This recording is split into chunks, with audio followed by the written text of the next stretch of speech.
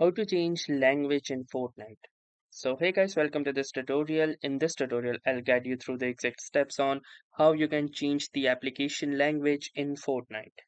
So in order to change the application language, all you will need to do is simply follow these easy steps. So the first thing that you're going to do is click onto your profile picture at the top right corner of the screen. And once you will click here, you can see this particular menu right here. Now, within this menu, you will need to click onto the setting gear icon that is present here on the top. Upon clicking onto the icon, you will be redirected to the Fortnite settings. Now here you will need to click onto this game tab, and within the game tab you can see under the language and region this option of language. So we have a ton of different languages that you can find it right here, and from here you can simply change it or choose any language that you want.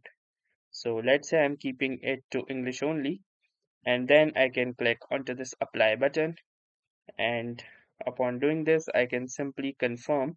But in order to apply this change, the game must get restarted. So upon clicking the restart, the game will restart and your setting will be successfully applied. So that was all for this tutorial. Thanks for watching and have a nice day.